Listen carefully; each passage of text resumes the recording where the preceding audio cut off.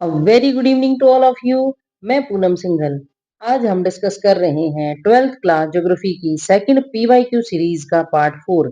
इसमें हम ऐसे टाइप क्वेश्चंस को डिस्कस करेंगे जो कि 5 मार्क्स क्वेश्चंस होने वाले हैं। आज का फर्स्ट क्वेश्चन है, मानव विकास के 4 स्तंभों का वर्णन करें।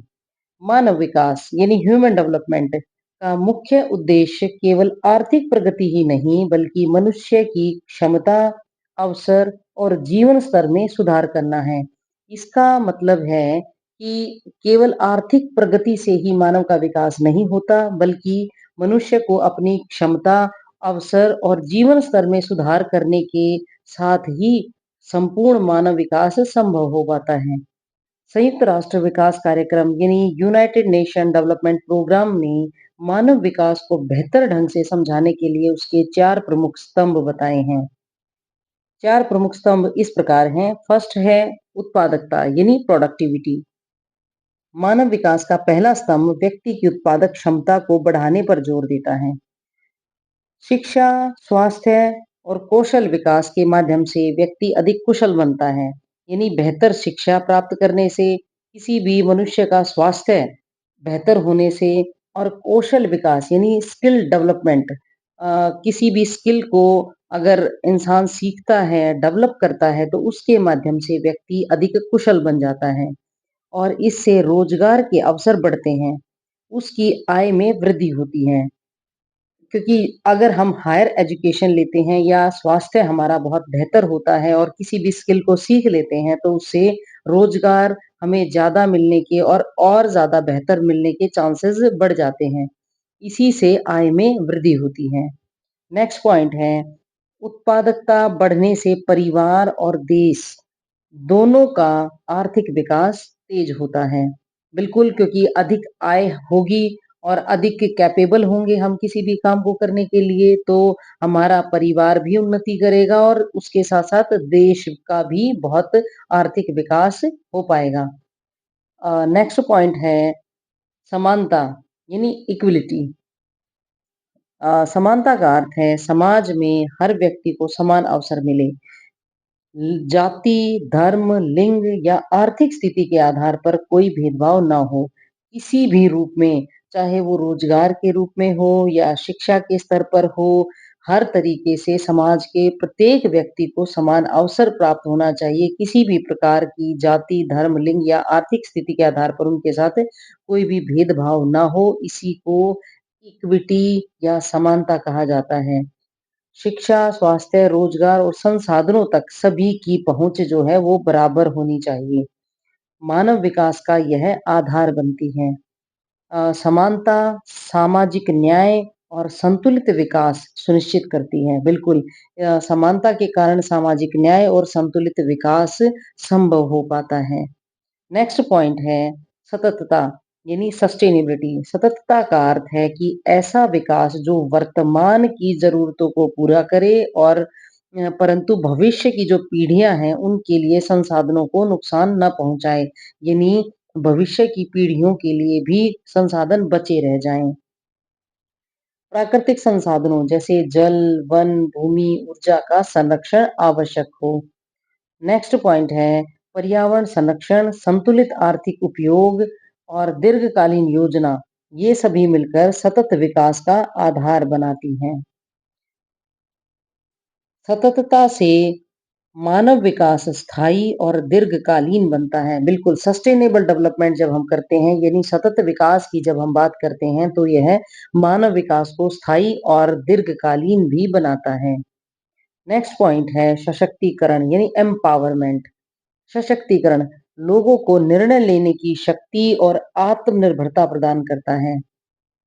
शिक्षा, अधिकारों की जानकारी, राजनीतिक भागीदारी और सामाजिक सुरक्षा, ये सभी इसके मुख्य आधार हैं। यानी जब इंसान बेहतर शिक्षा प्राप्त करता है, उसको अपने अधिकारों की जानकारी होती है और राजनीतिक भागीदारी करता है, यानी वोट देता है या राजनीति में कोई नेता बनता है, तो उसको और जो सामाजिक सुरक्षा है, ये सभी सशक्तिकरण के प्रमुख आधार हैं। इनसे इंसान सशक्त हो जाता है।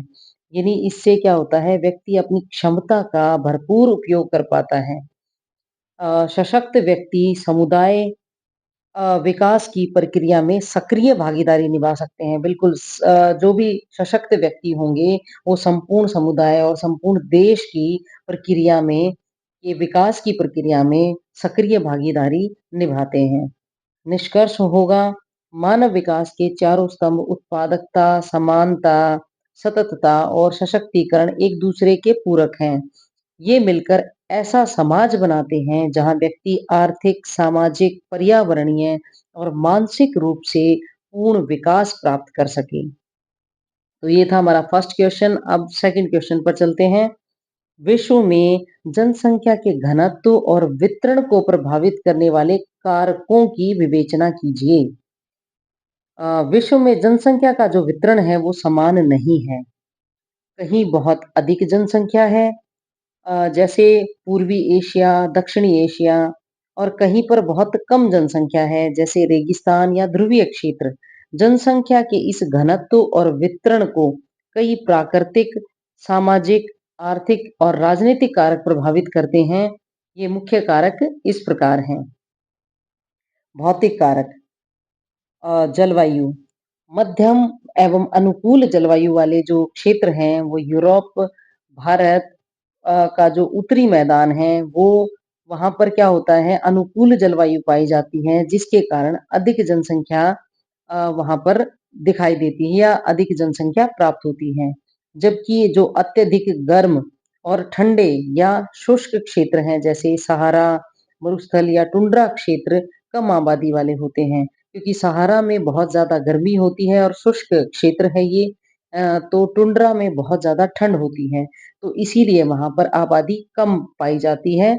जबकि जो मैदानी इलाके हैं, जैसे भारत का उत्तरी मैदान या यूरोप का जो इलाका है, वहाँ पर अनुकूल जलवायु होने से अधिक जनसंख्या पाई जाती है। नेक्स्ट है भूमि का स्वरूप। मैदानी क्षेत्र खेती और घनी आबादी के लिए अनुकूल होते हैं। पर्वतीय क्षेत्र विरल आबादी वाले होते हैं। विरल यानी कम आबादी पर्वतीय क्षेत्रों पर पाई जाती है। जल स्रोत नदियों के आसपास, जैसे गंगा, नील या यांगत्से नदी जो कि चीन में है, ये सारी की सारी नदी घाटियां घनी आबादी की होती हैं, क्योंकि यहाँ पर पानी स्वच्छ भी होता है और आसानी से उपलब्ध भी होता है। नेक्स्ट पॉइंट है मृदा की उर्वरता। उपजाऊ भूमि वाले क्षेत्र अधिक जनसंख्या को आकर्षित करते हैं। बिल्कुल, क्योंकि किसी भी जो समाज है या सभ्यता है, उसके विकास के लिए कृषि बहुत ही महत्वपूर्ण भूमिका निभाती है और उसके लिए हमें उपजाऊ भूमि चाहिए। तो मृदा की उर्वरता भी बहुत ज़्यादा जनसंख्या को अट्रैक्ट करती है। नेक्स्ट पॉइंट है सामाजिक कारक। शिक्षा और स्वास्थ्य सुविधाएँ। जिन क्षेत्रों में शिक्षा और स्वास्थ्य सुविधाएँ बेहतर होती हैं, वहाँ पर, जैसे जापान, पश्चिमी यूरोप, वहाँ जनसंख्या अधिक संगठित और स्थिर रहती है। मतलब संगठित रूप में भी रहेंगे और वहीं पर बनी रहती है, यानी स्थिर रहती है। यानी वहाँ से माइग्रेट नहीं करती है वो जनसंख्या। फिर है संस्कृति और परंपराएँ। कुछ समाज संयुक्त परिवार और अधिक बच्चों को महत्व देते हैं, जिससे जनसंख्या तेजी से बढ़ती है। नेक्स्ट पॉइंट है आर्थिक कारक। उद्योग व रोजगार। औद्योगिक क्षेत्र जैसे अमेरिका, जर्मनी, जापान, वहाँ पर रोजगार प्रदान करते हैं, इसलिए यहाँ पर जो जनसंख्या घनत्व है वो अधिक हो जाता है।